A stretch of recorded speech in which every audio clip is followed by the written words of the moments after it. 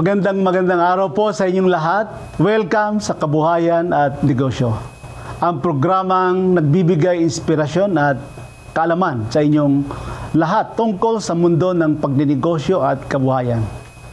Ngayong araw po ay makakasama natin ang isang negosyante na nakatuon sa pagbuo ng pinapangarap na like Dream House. Ito po ay ang Vicer Philippines Group. Ang Vicer Philippines po ay isang kilalang brand sa industriya ng construction services, lalo na sa ring lock system.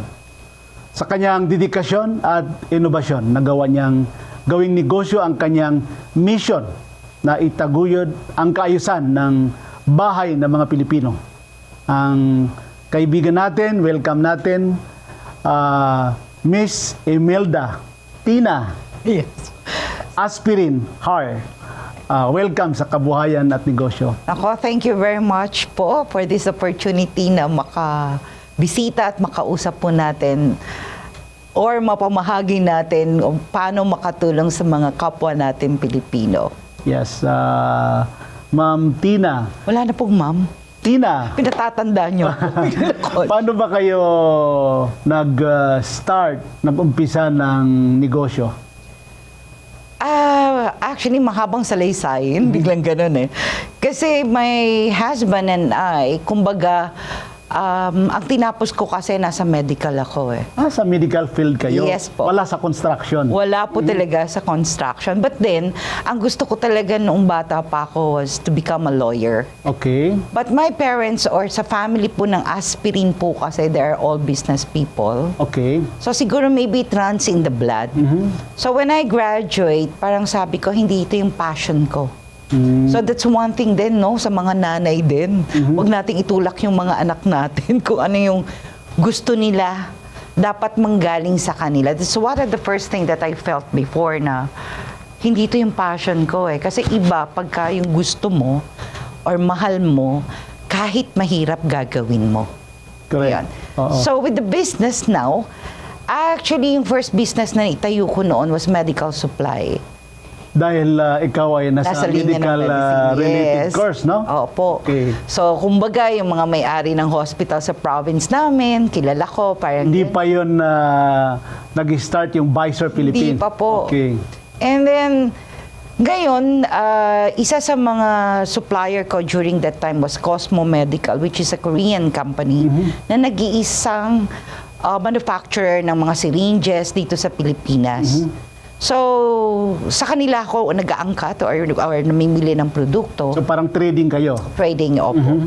And then, yung operations manager noon, pautang ng pautang, kahit malaki na, hindi ko alam na ako pala yung magiging interest. Okay. Kasi he turned out to be my husband. Ayan. Okay. So that's where we... Parang love story pala. Yes, Okay, doon po nag-start yung kung paano ko nakilala yung husband ko who's a Korean. Ayan. Kasi ang dami nagtatanong eh. I mean, how did we meet? Sa Korea ba? Or no, it was purely in the business that I was... Nagkakilala kayo sa negosyo? Yes. Kaya naging conjugal business partner din kayo?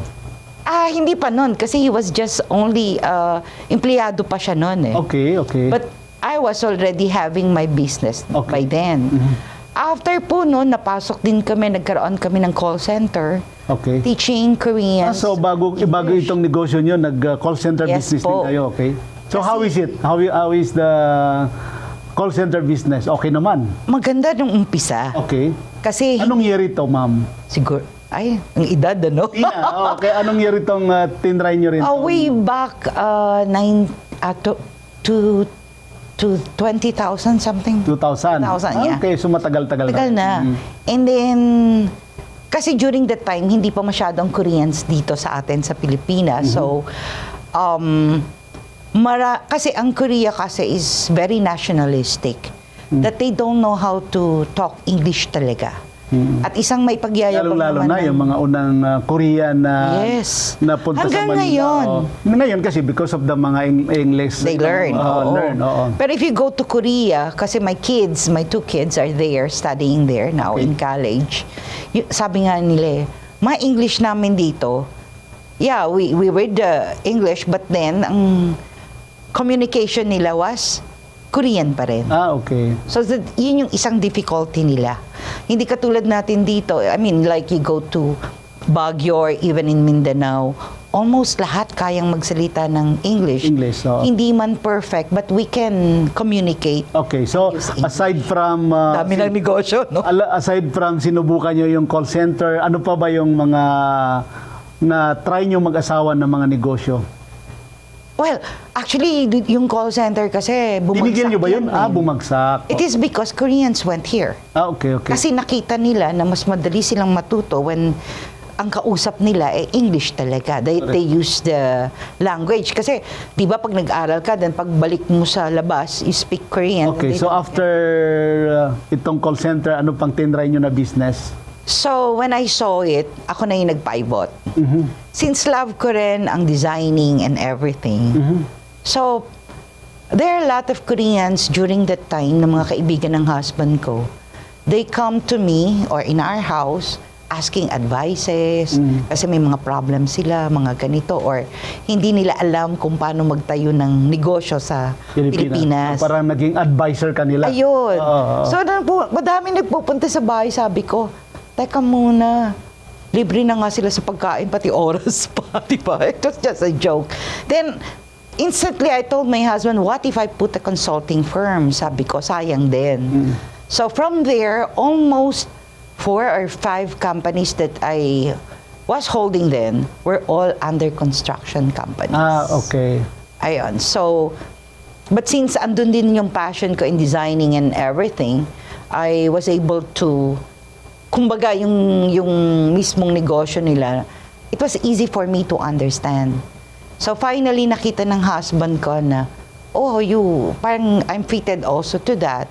Pumunta siya ng Korea and tried to find parang ano yung pwede naming ipakita dito sa Pilipinas o maitulong. Kasi ang Visor po kasi, it's on a new innovation. Okay, tama-tama yan, Tina. Ano itong Visor Philippines Formwork Corporation? At ano ang inspiration mo? Bakit ito yung negosyo na pinili nyo at husband mo na talagang gawin yung hanap buhay dito sa Pilipinas? Nakita ko kasi na, di ba pag pupunta ka ng probinsya, yung ginagamit nilang mga tungkod, eto yung mga kawayan o yung mga coco lumber, di po ba? So, it pains you na wala pa rin yung innovation sa Pilipinas. Di ba? Na hindi nila nakikita, number 1 is yung safety. Doon sa mga ginagamit nila. Kaya po, maraming kwento, if you're going back to the news, may mga bumabagsak na gusali na itinatayo, may mga bridge na bumabagsak, or things like that. It is because actually, it's because of the formwork, or the scaffolds that they use. Or ito po yung mga scaffold, ito yung mga, parang ito yung mga bakal na tungkod-tungkod, actually, na sumusuporta sa pag gumawa ka ng building. Okay. Ayan po. So, yun po yung formworks, or kasi pag sinabi mong formworks in layman's term, ang hirap. Ano yung formworks? Yun ang unang tanong. Pero pag sinabi kong scaffolding, scaffolding, di po ba? Lalo na sa construction. Sa construction, ayun po. Sector. So bakit ito yung napili ninyo na negosyo? Una kasi, hindi ka makakapagtayo ng any house or building kung wala ito. Okay. So, makikita natin, kumbaga pag kumain tayo, ang pinaka-basic is kanin sa ating mga Pilipino, di ba? So, in the business side, alam natin it is a fast-moving product. At the same time, nandun yung iniisip mo na makakatulong ka sa mga Before ba contractors. talagang naintindihan mo yung ganitong negosyo, or paano mo talaga naintindihan, like sa marketing, sales? Kasi medyo Malayo. Oo, malayo. Sabi mo nga, call center, and then iba yung training mo. Dati gusto mo maging lawyer, gusto mo maging doctor. So, paano mo talaga ito na-visualize? Yung dynamic ng ganitong negosyo? Honestly, I really don't know. But then, yun nga yung sinasabi ko eh. Yung edukasyon kasi, it doesn't matter what age you are. It should not stop from there eh. Kaya nga lagi kong sinasabi, napakahirap ng edukasyon, pero mas mahirap ang bitterness ng pagiging ignorante. Correct. So, in other words, I mean, I love to read. I love to, sa Google, di ba? Na ganon. Although I'm not a techie person, pero kumbaga nakikita kasi dahil, yun nga, yung mga naging clients ko or mga natulungan kong nagtayo o nag-set up ng business was more on construction. Okay. So from there, nakita ko, ano ba yung basic? So hindi malayo. Oo, Sa diba? so ano yung mga challenges lalo na nung umpisa, no? Na talagang naranasan mo sa pagsisimula ng Visor Philippines at of course, paano mo ito nalagpasan? Actually, ang dami. Okay. Kasi una, pagkausap Yung pinaka. ng mga contractor, sasabihin sa'yo, pare-pareho lang yan na bakal. Di ba? I mean, just a thought na pag sinabi sa yung pare-parehong bakal. By the way, ano to, no? Korean technology. Yes, it's a Korean technology. So, ang sinasabi ko na lang, kasi hindi rin ako engineer eh. In layman's term, lagi ko nire-reach out sa kanila. Napakasimple lang po yan. Ang alahas nga, di ba, meron tayong mga carats. Yes. Or, the best example na binibigay ko is, kunyari, dalawang sasakyan. Punta tayo sa, Kia at saka isang Mercedes or ano ba yung pwede nating example, no? Same destination ang pupuntahan nila. Sino kaya ang unang makakarating dun sa destinasyon? Correct. Diba? Second, pag nabanggayan ng truck, wag naman. But it's just a hypothetical explanation lang. Pareho ng bangga ng truck. Ano ang damage ni Kia? Ano ang damage ni Mercedes? Now, you're going to tell me it's all the same na bakal. Hindi po. Kasi nga po, tinitignan din natin yung safety ng mga tao na gumagamit ng scaffolds.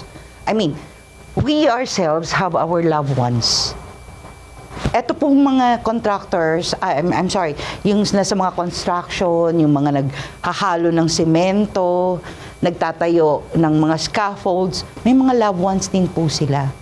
And their lives is important. Tulad po ng importansya ng pamilya natin. Ito ba, Tina, of course, lagi ko itong itinatanong sa mga bisita natin dito ng mga successful entrepreneur katulad nyo. Kayo bang mag-asawa? Of course, Korean ang asawa mo, no? Kayo ba ay nagumpisa sa malaking puhunan, malaking capital? No po. So, hindi malaki ang so, paano nyo ito na-start? Kasi hindi yan madali na negosyo. Yes po. Actually, number one po kasi, yun din yung sinabi ko sa asawa ko or even my kids, no? We were given a name and we expect to die with that name. So, huwag nating sirain. And of course, dual with takot sa Diyos. Sabi ko nga, siguro, bilyonarya na ako ngayon kung naging masamang tao ako, But then, it is the satisfaction Hindi naman lahat po ng success ang katumbas pera.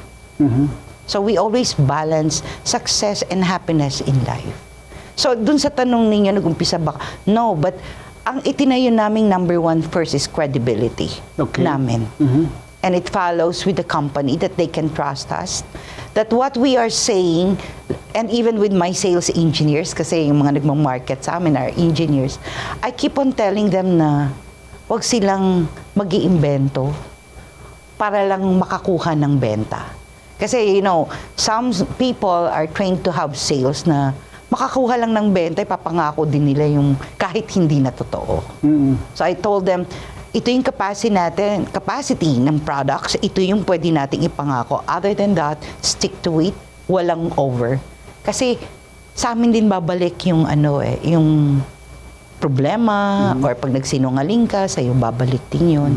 So, yun yung tinignan kong principle na magpakatotoo ka. So, paano nyo sinimulan na ipakilala ang Visor Philippines dito sa Pilipinas? Ano yung mga strategy mo para makilala yung product nyo?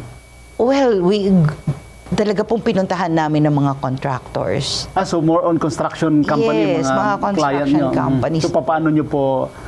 So we tried to ipakilala sa kanila yung bagong innovation. Okay. So marami naman po ang nag-welcome since it's a new innovation.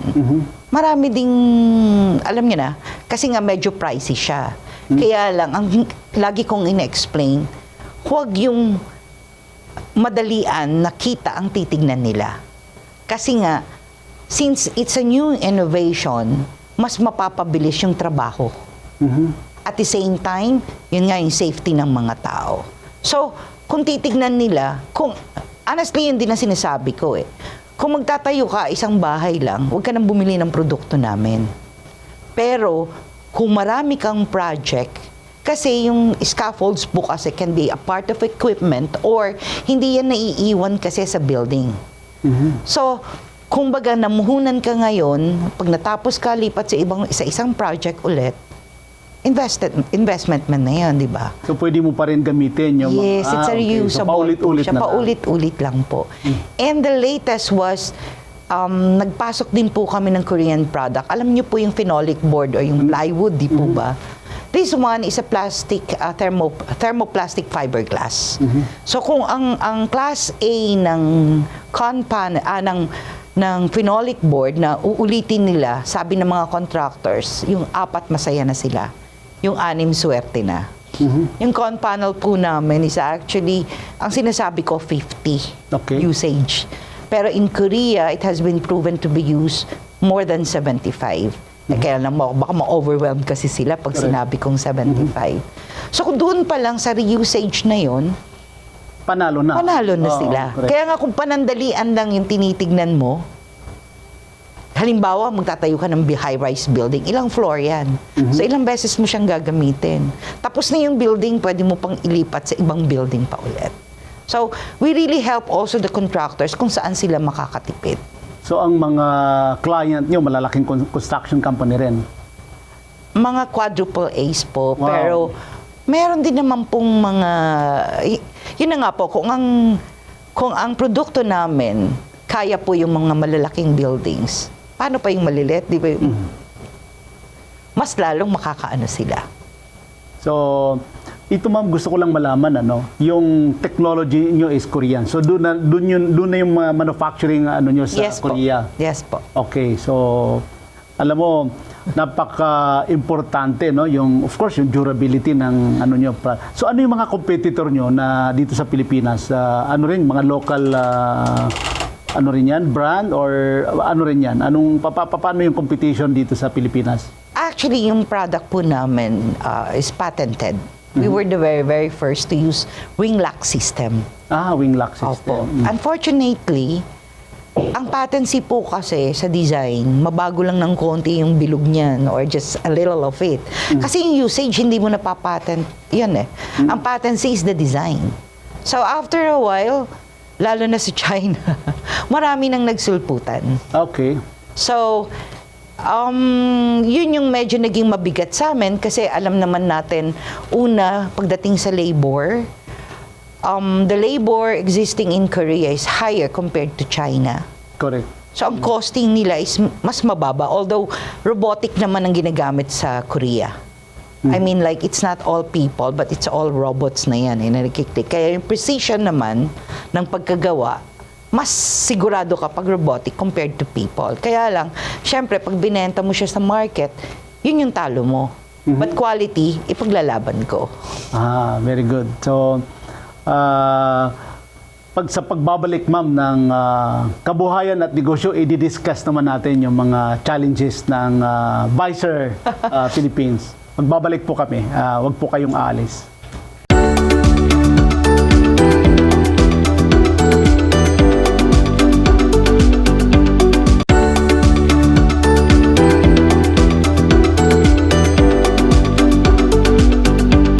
Nandito pa rin po kami sa kabuhayan at negosyo ni Tina ng Visor Philippines.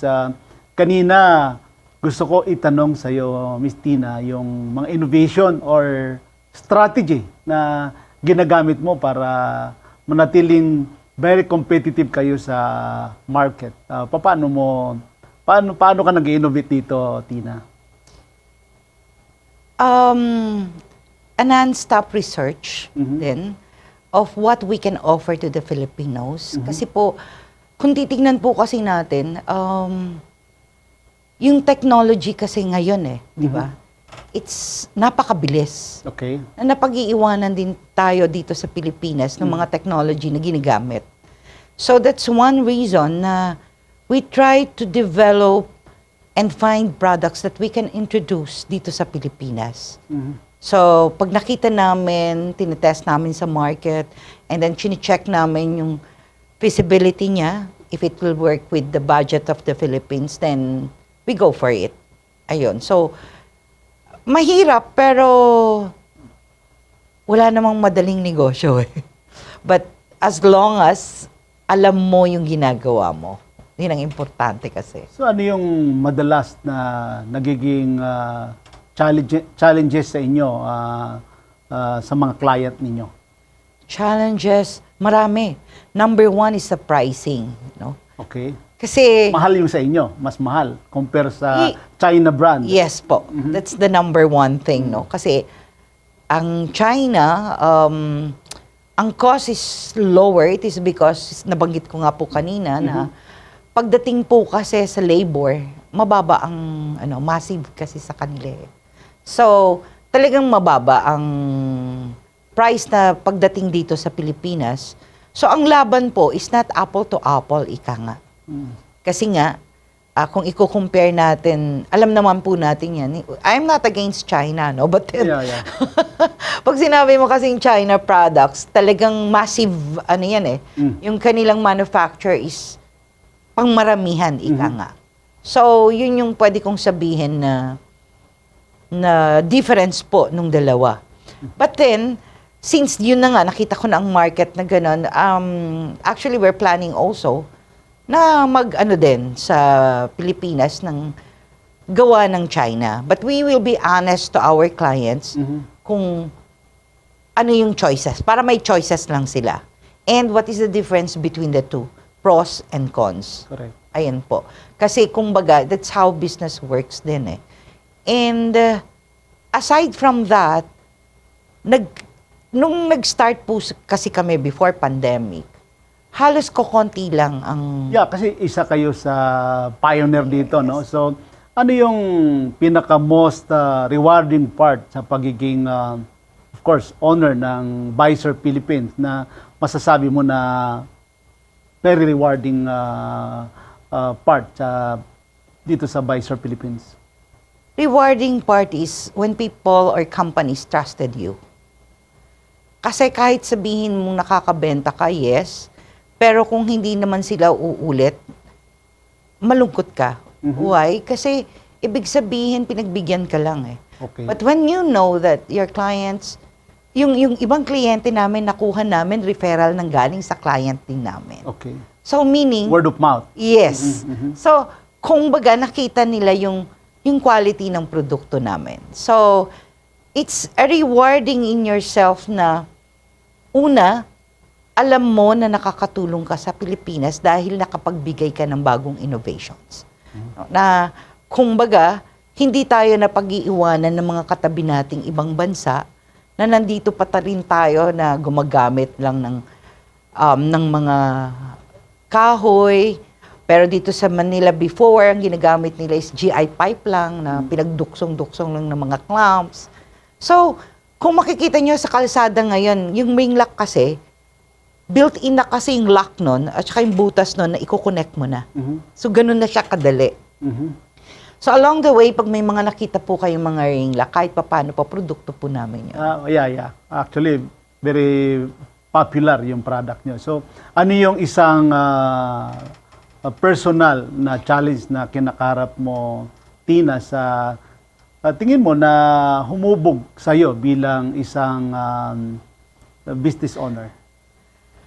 Ang lalim, Hindi ko alam kung paano ko sagutin. But one thing is that, una kasi, like what you've said, malaking puhunan siya. Yes. Kasi ang bakal, we know that it's not a very cheap product. No? But then, sabi ko nga, I'm so thankful with the banks also, na kahit papano, nabigyan kami ng mga loans and everything. And of course, rewarding din kasi kahit papano, nakapagpatayo kami ng bahay na yun ang ginamit kong nilong, di ba yung mga ganun. And my kids are now, nakapagpatapos ka ng mga anak mo and nakatulong ka din kasi kahit papano sa mga empleyado mo, okay, and then nakatulong din sa Pilipinas because of the innovation. Innovation, oo. So, paano mo naman binabalanse, Tina, ang pagpapatakbo ng negosyo mo at personal na buhay mo? Kasi, di ba, sabi mo nga, you are a full-time mother sa mga anak mo.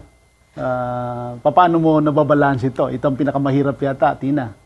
Actually, honestly, hindi ko na balanse sa mga anak ko. It was because you were working too much. But Okay. right now, kasi kahit papano, hindi ka na nag-uumpisa eh. Hindi ka tulad nung nag-start ka na talagang nandun lahat yung oras mo and everything. But now that I have my grandchildren, lola na ako, with 3 kids, dun ko na ngayon binubuhos yung time ko na parang nakaligtaan kong gawin sa mga anak ko. So, as much as possible, every weekend, I don't do work but I put my time to my grandkids. Okay. Kaya nga sabi ko it's my apostolic day. Okay, okay. So, in balancing, sa buhay mag-asawa, napakahirap, di ba? Siguro, kaya din one thing, I didn't try to learn the language of the Koreans, which I can do naman. Kasi ang point ko noon was that, pag nag-away kami, since Tagalog, naiintindihan niya. I talk my native language because I am from Pangasinan. And then he talk Korean. O, di ba nagsisigawan kami? So, hindi niya... Hindi kami nagkakaintindihan. So, siya rin. Or baka pinapatay niya na ako. I mean, like, we don't understand. And then the following day, when he asked me, when I asked him, what did you say? Nothing, just I love you. O, di ba? Parang, doon kami, nag-start na, yun na yung inano ko sa sarili ko na ayaw kong pag-aralan. Kasi kung minsan nga, di ba, pag nag-aaway kayo, eto yung problema. But then, hindi nyo alam, on the course of the fighting, pati kapitbahay na siguro, or yung lumalayo na, yung pinag-uusapan ninyo, hindi na doon sa problemang pinag-umpisahan. Oo, lumilihis na. Oo, and then lumalaki na. And there's also a possibility na yung mga past na tapos na, Nagsusumbatan pa. magsusumbatan pa. So, sa business nyo ng Mr. mo, Tina, sino ba ang mas hands-on sa inyo? Actually, dati, when we were starting, pareho kami. Okay. Kaya lang lately, pwede ko ba sabihin to? Biglang ganun ito. As a woman, syempre finance sa akin. Ikaw ang mahawak ng pera. Kasi nga, my father is Ilocano. Okay. And I don't know, they say ang mga Ilocano daw are like this with money. Or parang alam nila how May to stricto hold ka it. rin sa pera. Yes po. Okay. So, kung baga, I see to it that everything is, yung mga expenses are done in the proper ways, mga ganun po. And then my husband is hands-on, more on sa sales siya yung mga umiikot, nakasama ng mga sales. Dati kasama din niya ako, actually nga, kasi nga, yung trusted, di ba, mag-asawa. But then sabi ko, no, mas maganda kung ikaw, kasi pag nakita nila Korean yung bisita and everything, di ba, iba agad yung... Nagsisales and Yes, marketing. parang ganon. So, andun yung, yung chemistry. Okay. That it So, also... para kayong sa teamwork. teamwork. So ngayon ba, Tina, ang sinusupplyan nyo dito lang sa Greater Manila area or may mga client din kayo sa Visayas and Mindanao? Yes. Sabihin natin 70% is Metro Manila. Okay. The rest are in Visayas, Mindanao, Pangasinan, and even in Sulu, we already have, nag-ano na rin po kami doon, nag-supply. Bakit ko po nasabing 70 or 85% is Manila? Kasi po, kung titignan po natin, yung mga contractors din outside Manila, ang main office nila nasa Manila pa. Correct. So, kung baga, nandun yung napanalunan na project, pero yung contractor nandito pa rin po sa Manila. So mamaya, pag-usapan natin yan, baka kailangan mo ng mga resellers sa Visayas, Mindanao at Much welcome. diba? So mamaya, pag-usapan natin yan sa Sige pagbabalik po. po ng kabuhayan at negosyo.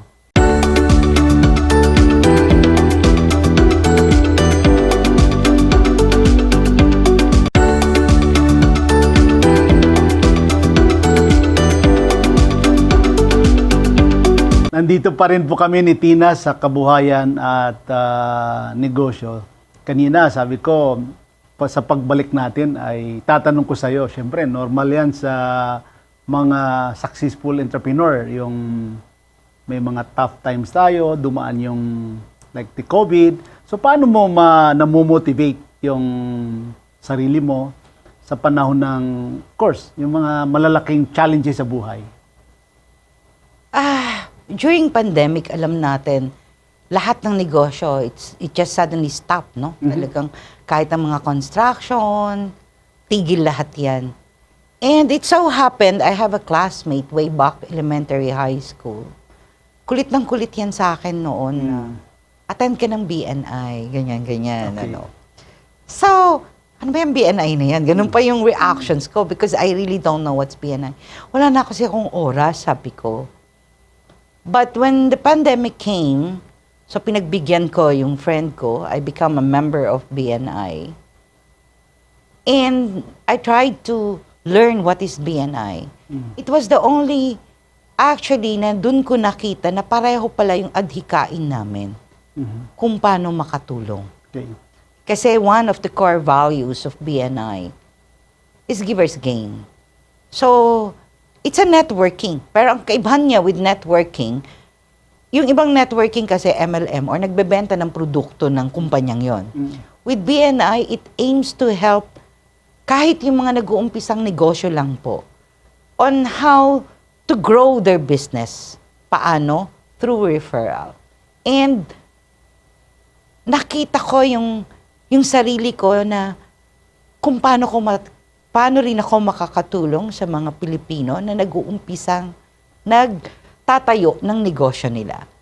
So, yung mga iba po dyan, kung may mga questions po kayo kung paano namin kayo matulungan, I can give you my number. Yeah. Mamaya, Tina, pag-usapan natin paano natin yung mga upcoming event nyo, kung paano nila kayo makokontak. Ano yung advice mo na mapapayo mo sa mga aspiring entrepreneurs na nagsisimula lamang or mag-umpisa sa kanilang business journey? Ang mapapayo ko po sa lahat, lalo na yung mga kabataan pa, no? It is good to dream. To dream the success. Pero number one po kasi ang success is not the ultimate goal. Ang importante po kasi is yung daan or the journey that you travel when you reach success. It's the downfall that you stand up. Kasi kung madapa ka at hindi ka tatayo, lugmok ka doon. Pero kung yung mga pagkakamali mo, matuto ka and try those problems that you encounter na maging sandigan mo para lalong tumibay, yun po ang maglalagay sa inyo sa totoong success. And you should be looking not only in the money, but you have to see kung ano yung value mo bilang tao. And let money follow you. Yun yung masasabi ko, huwag kayong mawawalan ng motivation or lakas ng loob para lumaban. Kasi lumaban sa problema ng negosyo. Wala po kasing negosyo na napakadali. Kung meron po, gusto ko din doon. But then... Ano yung mga natutunan mo, Tina, na dito sa larangan, itong sektor mo, no, na sa tingin mo ay dapat matutunan din ng mga entrepreneurs na, para mai-share mo sa kanila? Ano ba ang dapat mong ma-share sa kanila ng mga natutunan mo sa ganitong mga problema?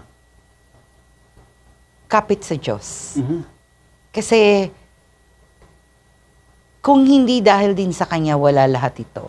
And lagi kong sinasabi, kapag ka may pagsubok sa buhay mo, during that time, hindi mo makita bakit.